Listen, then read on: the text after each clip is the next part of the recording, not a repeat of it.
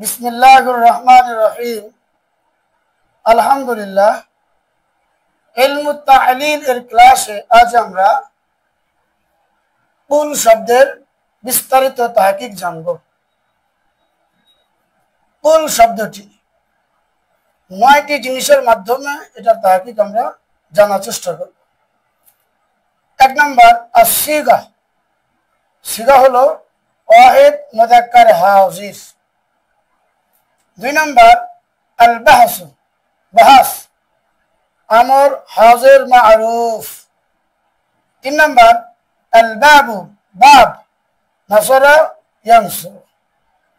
৪ number আল মাদ্দাতু, মাদ্দা কফ wow লাম।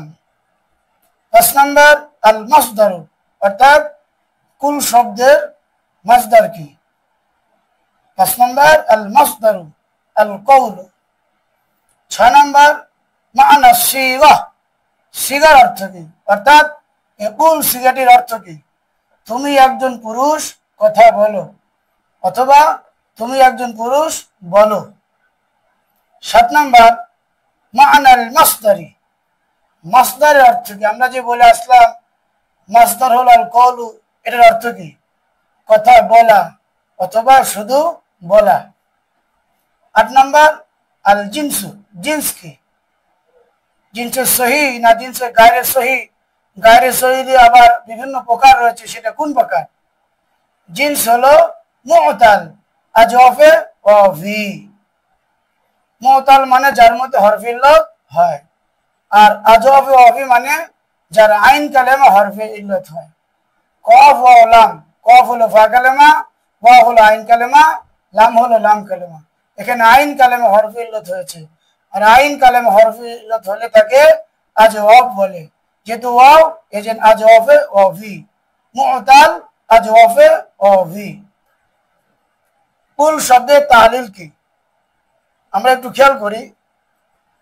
কুল শব্দের তাহলিল বুঝতে হলে প্রথমে আমাদের খেয়াল রাখতে হবে কুল শব্দটা কার থেকে তৈরি হয়েছে। আমরা জানি আমর হাজের মারুফ তৈরি হয় মুজারে হাজের মারুফ থেকে। সে বিবেচনা কুল তৈরি হয়েছে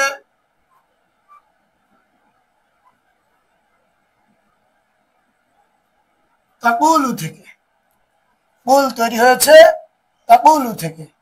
এখন আমরা তাকুলুর তাহলিলটা জানি। তাকুলু ওয়াহিদ মুযাক্কার হাজির সিগা, বাবে নাসরা ইয়ানসুর। তাহলে আমরা এই সিগাটাই সহি থেকে লিখি।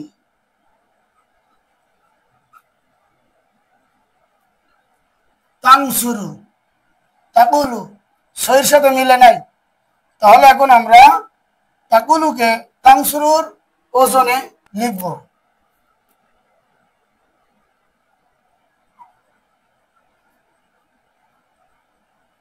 তাকুলু, তাহলে তাকুলুকে আমরা তানসুরুর ওজনে লিখলাম হলো কি তাকুলু।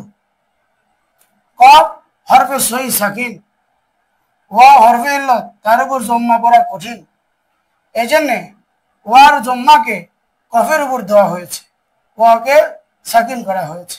তাহলে ওয়ার জম্মাকে কফের উপর দিলাম, ওয়াকে সাকিন করলাম, হলো কি তাকুলু।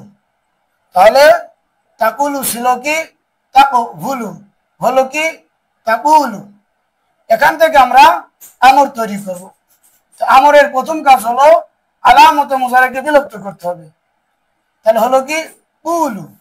আলামতে মুজারাকে বিলুপ্ত করার পর আমাদের প্রথম যে কাজ, ফা কালেমা দেখতে হবে মুতাহাররিক না সাকিন। যদি আলামতে মুজারাকে বিলুপ্ত করার পর ফা কালেমা সাকিন হয়, শুরুতে সাকিন পড়া যায় না, এই জন্য আইন কালেমা খেয়াল করতে হবে। আইন কালেমা জবর আর জের হলে জের যুক্ত হামজা আসল নিয়ে আসতে হবে, আর আইন কালেমা পেশ হলে পেশ যুক্ত হামজা আসল নিয়ে আসতে হবে। যেমন তাজরিবু থেকে ইজরিব, তাসমাউ থেকে ইসমা, তানসুরু থেকে উনসুর।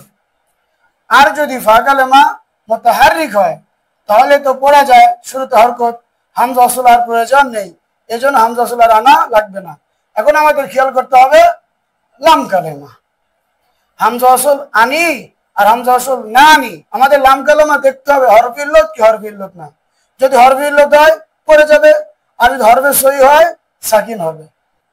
এখানে ফা কালেমা মুতাহারিক, এজন্য হামজা ওয়াসল আনার প্রয়োজন নাই। শেষে আমাদের লক্ষ্য করতে হবে হরফে ইল্লাত না হরফে সহি। শেষ কালেমা দেখলাম আমরা হরফে সহি, হরফে ইল্লাত না, তাহলে পড়ার সুযোগ নাই। তাহলে শেষে শুধু সাকিন করতে হবে। তাহলে সাকিন করলাম, হলো উল। এখন লামও সাকিন ওয়াও সাকিন, দুই সাকিন একত্রিত হওয়ার কারণে ওয়াও পড়ে গেল, হয়ে গেল কুল। কুল, কুলা, কুলু, কুলি, কুলা, কুলনা। আমরা এই গর্দানগুলোর মধ্যে দেখতে পাচ্ছি ওয়াও আবার ফিরে আসতেছে। দেখেন কুল, ওয়াও কিন্তু পড়ে গেছে। কুলা, ওয়াও ফিরে আসছে, কারণ কুলা লামের উপর আর সাকিন নাই। এই জন্য ওয়াও যদি এখন আনি, দুই সাকিন আর একত্রিত হবে না, তাই ওয়াও আর পড়বে না। আমাদের নিয়ম ছিল ওয়াও এবং লাম দুই সাকিন একত্রিত হওয়ার কারণে ওয়াও পড়ে গেছে। যেখানে যেখানে দুই সাকিন একত্রিত হবে সেখান থেকে ওয়াও পড়বে, যেখানে হবে না সেখানে ওয়াও পড়বে না। কুল, ওয়াও পড়ে গেছে। কুলা, ওয়াও পড়ে নাই। কুলু, ওয়াও পড়ে নাই। কুলি, ওয়াও পড়ে নাই। কুলা, ওয়াও পড়ে নাই। কুলনা, ওয়াও পড়ে গেছে। এখানে আবার লাম কালেমা সাকিন, এই জন্য ওয়াও হরফে ইল্লাত পড়ে গেছে। আল্লাহ তাআলা আমাদের জন্য সহজ করুন।